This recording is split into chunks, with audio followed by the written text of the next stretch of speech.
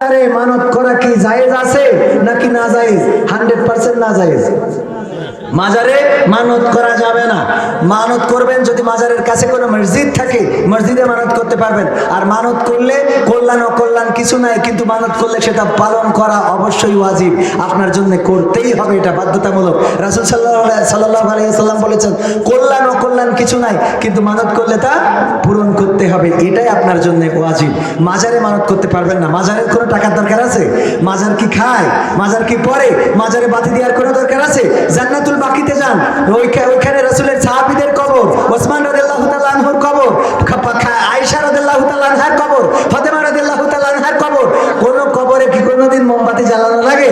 যারা গিয়েছেন দেখেছেন কখনো? জান্নাতুল বাকি সকাল বিকাল খুলে দেয়, হাজিরা যায়, ফজরের নামাজ পড়ে, আসরের নামাজ পড়ে ঘুরে বেড়ায়, জিয়ারত করে। আল্লাহ রাসূল সাল্লাল্লাহু আলাইহি সাল্লাম বলেছেন আমি তোমাদের কবর জিয়ারত করার অনুমতি দিতাম না, কিন্তু দিলাম এই জন্য যাতে করে তোমরা কবরের কাছে দাঁড়ালে তোমাদের মৃত্যুর কথা যেন স্মরণ হয়। এই জন্য কবর জিয়ারতের অনুমতি রাসূল সাল্লাল্লাহু আলাইহি সাল্লাম দিয়েছেন। আপনি জিয়ারত করতে পারবেন, কিন্তু ওখানে কোনো মানত করতে পারবেন না। 2 নম্বর প্রশ্ন। হুজুর আসসালামু আলাইকুম ওয়া রাহমাতুল্লাহি ওয়া আলাইকুম আসসালাম।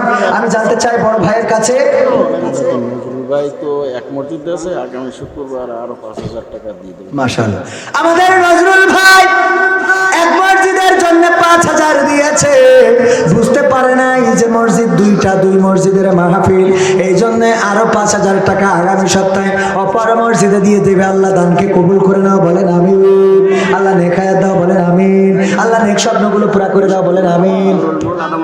নুরুল মাল আদামন্থা কল্যাণ আল্লাহ বাড়িয়ে দাও সম্মান। হুজুর আসসালামু আলাইকুম ওয়া রাহমাতুল্লাহ। আমি জানতে চাই বড় ভাইয়ের কাছে, ছোট ভাই আমানত রেখে গেলে তা খেয়ানত করা জায়েজ আছে কিনা? আর মাকে বড় কথা বলে তার কাছ থেকে সম্পদ ছিনিয়ে নেওয়া যাবে কি? এটা তো কমন সেন্সই বলে দেয়। আমানতের খেয়ানত বড় ভাই কেন? আমানতের খেয়ানত বাবাও করতে পারবে না, মাও করতে পারবে। কোন আমানত যদি মার কাছে রাখেন, মা সেটা খেয়ানত করতে পারবে? আমানত যেটা সেটা তো আমানতই। এই আমানতটা যদি কেউ রক্ষা না করে সেটা খেয়ানত। এটা বড় ভাই যদি করে সে গুনাহগার হবে, এটার জন্য অবশ্যই বিচারের কাঠগড়ায় জড়াতে হবে। আর মাকে বড় কথা বলে তার কাছ থেকে সম্পদ ছিনিয়ে নেওয়া যাবে কি?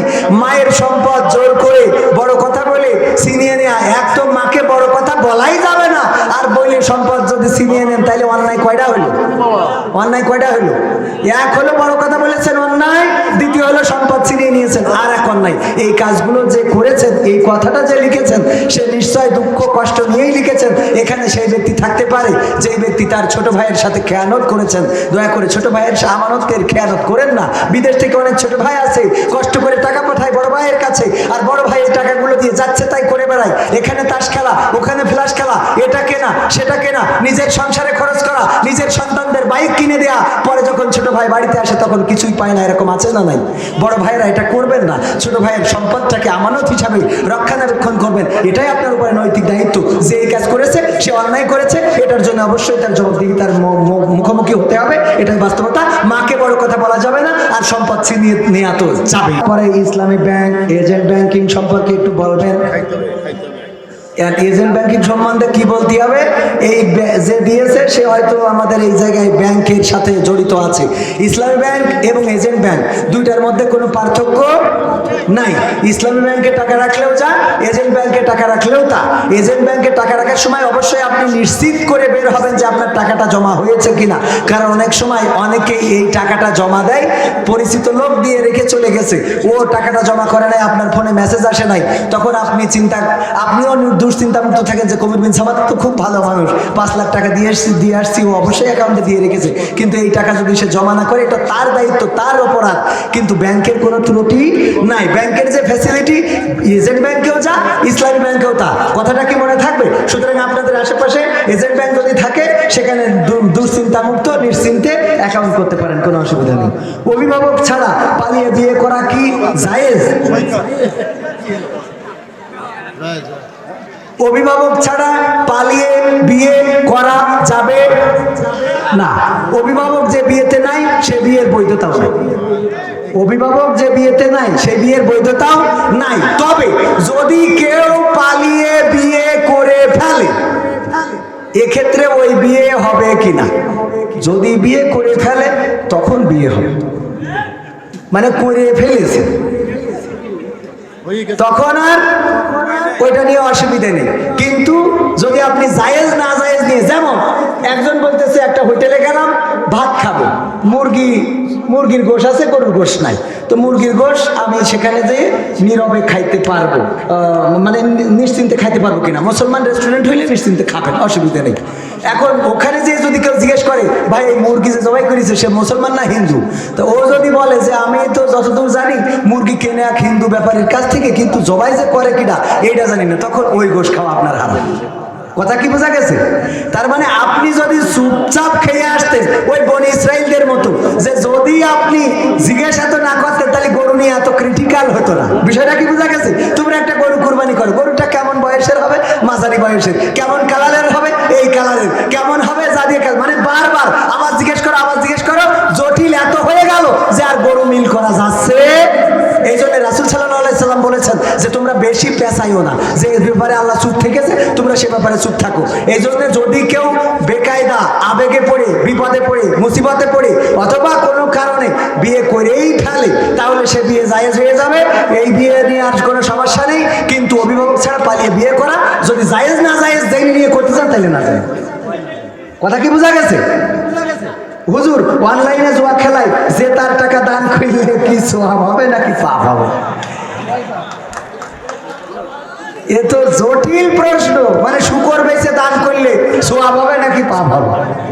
আল্লাহ রাব্বুল আলামিন পরকালের ময়দানে 5টা প্রশ্ন করবে। তার মধ্যে 1 নম্বর হায়াত কোন পথে কাটাইছি, 2 নম্বর যৌবনকাল কোন পথে কাটাইছি, 3 নম্বর কোন পথে আয় করেছি, 4 নম্বর কোন পথে ব্যয় করেছি। আয় হারাম ব্যয় হালাল তাও জবাবদিহিতার আওতায় পড়তে হবে। আয় হারাম আয় হালাল ব্যয় হারাম তাও জবাবদিহিতার আওতায় পড়া। কথা কি মনে আছে? বুঝতে পারিছেন? আয় হালাল ব্যয় করেছেন হারাম পথে, তাও আল্লাহর কাছে কৈফিয়ত দিতে হবে। আয় করেছেন হারাম পথে, ব্যয় করেছেন হালাল পথে, তাও কার কাছে কৈফিয়ত দিতে হবে? আল্লাহর কাছে। আপনি হারাম টাকা ইনকাম করে দান করলে সওয়াব হবে কি না হবে সেটা আমি বলতে পারবো না, এত জ্ঞান আমার মধ্যে আপাতত নেই। তবে এতটুকু বলতে পারি, সওয়াব যদি হয়ও হারাম করে যে গুনাহ করেছেন এর থেকে কম হবে। ঠিক আছে? আসসালামু আলাইকুম। হুজুর আমি পর্ন আসক্ত, আবার নামাজও পড়ি, কিন্তু আমি এই খারাপ নেশা থেকে নিজেকে মুক্ত করতে পারছি না। এখন আমি কিভাবে এই খারাপ নেশা থেকে নিজেকে মুক্ত করতে পারবো একটু বলবেন? নাম প্রকাশে অনিচ্ছুক।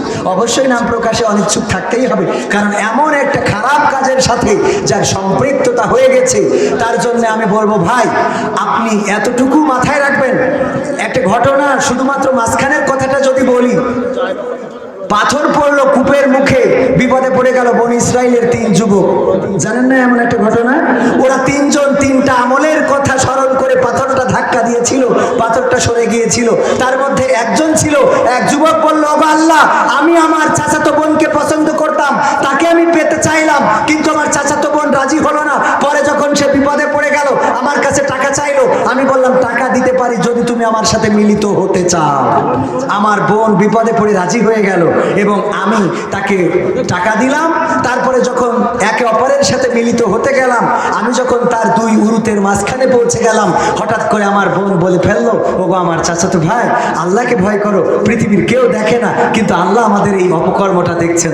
ওই মুহূর্তে আমি ওই জায়গা থেকে সরে এসেছিলাম। ওগো আল্লাহ আমি বুঝেছিলাম পৃথিবীর কেউ দেখছে না কিন্তু আল্লাহ দেখছে, পৃথিবীর কেউ জানে না কিন্তু আল্লাহ তুমি জানো, সুতরাং আমি অপরাধটা করি নাই। আল্লাহ তুমি চাইলে এই কারণে আমার এই পাথরটা সরিয়ে দিতে পারো। বনি ইসরাইলের এই ইবাদতের কারণে কূপের মুখ থেকে পাথর সরে গিয়েছিল। এই ঘটনা জানা আছে না নাই? আপনি এই ঘটনাটাই স্মরণ করেন। যখন আপনি পর্ন দেখতে যাবেন তখন মাথায় রাখবেন, মায়ের সামনে যদি দেখতেন মা এটাকে খারাপ ভাবে নিত, ভাইয়ের সামনে যদি দেখতেন বাবা খারাপ ভাবে নিত, বোনের সামনে দেখলে খারাপ ভাবে নিত, স্ত্রীর সামনে দেখলে খারাপ ভাবে নিত।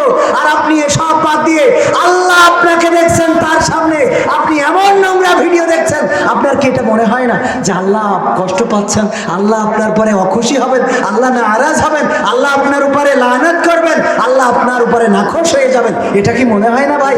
নামাজের জন্য উজু করে নামাজে পড়বেন, সিজদায় চলে যাবেন, মনে এতটুকু মনে রাখবেন আল্লাহ রাব্বুল আলামিন আপনাকে সব সময় সর্বাবস্থায় দেখছেন। মাথায় রাখবেন আপনি যে ভিডিওটা দেখছেন ওই ভিডিও দেখতে দেখতে মালাকুল মাউত এসে জানটা নিয়ে যেতে পারে। ঠিক না বে ঠিক? এইটা হলো আমার সর্বশেষ ঔষধ। আমি আমার ফোনে যদি মনে করি যে এই জিনিসটা থাকলে আমি মারা গেলে এই রাত্রে কাল পরিবেশ বা আমার মা বাবা ভাই বোন এটা পাইলে আমার কোনো ক্ষতি হবে বা আমি লজ্জায় পড়ে যাব, অথবা আল্লাহ রাব্বুল আমিনও খারাপ ভাবে নেবেন, এই জিনিসটা কি আমার ফোনে আমি রাখতে পারবো বা রাখি? মাথায় রাখবেন যে আপনি পর্ন স্টার বা পর্ন ছবি ওদেরকে দেখতে দেখতে হঠাৎ করে আপনার দম বন্ধ হয়ে গেল, মৃত্যুর কোনো বয়স আছে, কোনো সময় আছে? আপনার ভিডিওটা চলছে, আপনি ওই সময় মারা গিয়েছেন, সকালবেলা যখন আপনার লাশটা নিতে আসবে মা বাবা ভাই বোন, তখন দেখবে আপনি কি মুভি দেখছিলেন। আপনি বলেন তো দেখি দেখি যে এটা আপনার কাছে লজ্জার কিনা? চলে যাবো, আমরা চলে যাবো এক্ষুনি, এটা শেষ করে দিচ্ছি। জি, আপনারও অনেক কাজ আছে, প্রতিদিন দৌড়াতে হবে, চেয়ারম্যানদের আমরা ছুটি দিয়ে দিই। তারপরে তো এই জন্য মাথায় রাখবেন, আপনি পর্ন ছবি দেখতে দেখতে মৃত্যুটা হতে পারে। যদি কোরআন পড়তে পড়তে মৃত্যু হয়, এই মৃত্যুটা ভাগ্যের না দুর্ভাগ্যের? আর পর্ন দেখতে দেখতে যদি মারা যান, এই চিন্তাটা মাথায় রাখবেন। মৃত্যুর চিন্তা মাথায় থাকলে আর অন্তত পর্ন দেখার কথা মনে থাকবে না। এই আসক্তি থেকে দূরে থাকার একটাই পথ, সেটা হলো মৃত্যুর কথা মনে রাখা। বর্তমান বিয়েতে যে মোটা অঙ্কের দেনমোহর ধার্য করা হয়, কিন্তু অধিকাংশ ক্ষেত্রে সেটা পরিশোধ করা হয় না। আমার প্রশ্ন হলো, দেনমোহর পরিশোধ না করে কি স্ত্রীর সাথে মেলামেশা করা যাবে? স্ত্রীর সাথে যদি দেনমোহর পরিশোধ করে না করে মেলামেশা করে, এটা জেনার গুনাহ হবে। সুতরাং কি করবেন, যদি দেনমোহর অনেক বড় অঙ্কের ধার্য করে, আপনি বলবেন যে আমি এই বিয়েতে রাজি না, কারণ এত বড় দেনমোহর পরিশোধ করার সৌভাগ্য আমার হয় নাই। যদি টাকা থাকে, যে পরিমাণ অ্যাবিলিটি আছে, সেই অ্যাবিলিটি দিয়ে দেনমোহরটা আপনি দিয়ে দিবেন। আপনার যতটুকু আছে ততটুকু আপনি স্ত্রীকে বুঝিয়ে দিবেন। দেনমোহর ধরেছে ধরেন 1 লাখ টাকা, বাড়িতে আপনার একটা গরু পোষা আছে, এসে বাসর রাতেই বললেন যে আমার এই গরুটা আমি আজকে তোমাকে দিয়ে দিলাম, আমার তো নগদ টাকা নাই, এই গরুটা সম্বল, এই গরুটার বদলে তুমি আমার দেনমোহরটা মাফ করে দাও। মাফটা চেয়ে নি, মাফ আপনি কিন্তু শুধু মাফ চাইলেন না, মানে কোনো না কোনো পূর্ণতাকে দিয়ে দিলেন, দিয়ে আপনি দেনমোহরের টাকা শোধ করলেন। অন্তত এতটুকু হলেও করবেন। আর তা না হইলে স্ত্রীরা যদি খালেস নিয়তে যে ও আমার স্বামী, আমি তোমাকে দেনমোহরের টাকা মাফ করে দিলাম, এতেও কোনো আপনি নিগৃহীত হবেন না, আপনি গুনাহগার হবেন না। কিন্তু স্ত্রীর যদি দাবি থাকে, আপনি যদি পরিশোধ না করেন, তাহলে আপনি জেনার গুনাহে লিপ্ত হচ্ছেন, এবং সন্তানগুলো যা তৈরি পয়দা হচ্ছে তা কিন্তু অনেকের ভাষায়, অনেক আলেম ওলামা বলেছেন এগুলো অবশ্যই হারামজাদা হিসাবে গণ্য হবে। তো আর মোটা অঙ্কের এই যে দেনমোহর কেন ধরবেন? বিয়েটা সহজ করে দেন।